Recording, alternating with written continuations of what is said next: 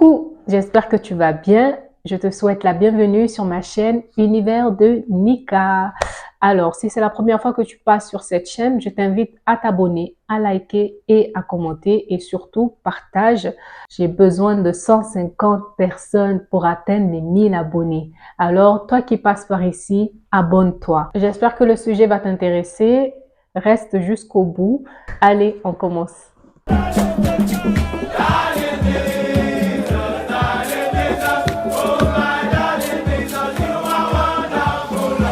Nous ne naissons pas tous égaux. Nous ne naissons pas tous avec la même grâce. Nous n'avons pas tous la même étoile. Même chez les jumeaux, l'un brillera plus que l'autre. C'est un sujet qui va tous nous parler. On a eu des moments où on pensait être en retard, malgré tous nos efforts et ne pas voir de changement, alors que tout simplement, c'était juste pas le bon timing, ce n'était juste pas le bon moment pour réaliser ces choses-là. Et donc, on a chacun une étoile qui brille plus ou moins que d'autres.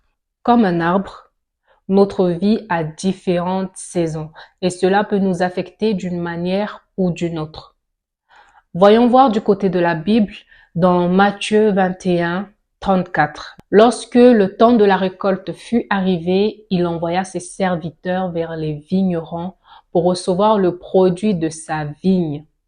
Et comme le printemps, été, automne et hiver existent, il y a aussi la saison de vie qui nous correspond. Il y a la saison d'abondance ou le temps de récolter, de croissance. Il y a la saison de stagnation où rien ne bouge, rien ne se passe. Et donc, il y a la saison de floraison qui annonce un nouveau départ, des opportunités. Et pour finir, la saison de sécheresse où il y a tristesse, échec et de l'espoir. Donc, ces saisons peuvent être longues ou courtes. C'est pour cela que tu as l'impression que ton ami, ton frère, ta sœur ou les enfants de ta sœur, etc. avancent plus vite que toi ou tes enfants. Mais même parmi tes enfants, il y en a toujours un qui sera plus brillant que l'autre. Ces personnes ont une facilité à entreprendre, à réussir, à exceller, tandis que toi, tu dois constamment redoubler d'efforts, prier davantage et d'aller d'échec en échec. Tu mettras plusieurs années à réaliser le même projet que les autres réaliseront en quelques mois. Donc, sur 4 projets, tu as une seule réussite. Avoir un travail, c'est le plus facile pour certains. Certains tombent plus facilement enceintes, tandis que toi, tu vas devoir batailler des mois, voire des années. Et tomber sur le bon partenaire est un véritable combat. Maintenant que tu as réalisé que pour toi, c'est toujours compliqué et voir les autres où tout roule, tu commences à être frustré, à te renfermer sur toi-même, à développer des sentiments de jalousie. Il y en a qui iront même loin à vouloir voler l'étoile de leur ami, sœur, chercher à empoisonner. Bref. Mais je vais te dire que ça ne sert à rien, absolument à rien. Si cette personne meurt, ta situation va-t-elle changer? Si tu voles l'étoile de ton ami, combien de temps va-t-il durer ton bonheur? Quel revers derrière ce vol? Voilà, maintenant, tu as péché. Nos pensées nous amènent en fait à pécher et souvent on ignore les conséquences qui les accompagnent. On pense souvent qu'au moment présent, alors que l'avenir peut nous réserver de belles surprises. Voyons voir dans Actes 14, 17.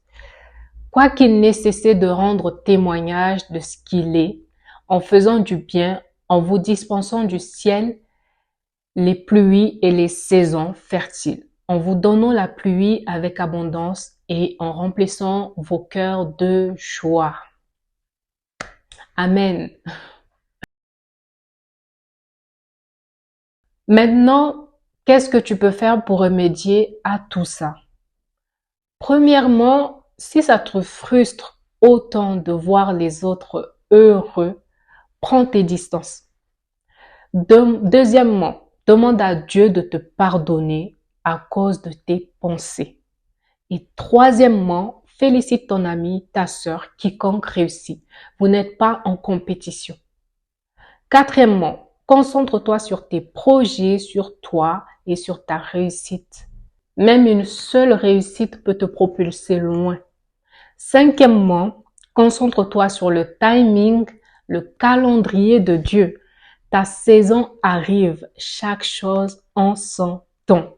Et pour finir dans la Bible, Marc 11, 13, apercevant de loin un figuier qui avait des feuilles, il alla voir s'il y trouverait quelque chose et s'en étant approché, il ne trouva que des feuilles car ce n'était pas la saison des figues. Voilà, la vidéo est maintenant terminée. Je te remercie de m'avoir suivi jusque-là.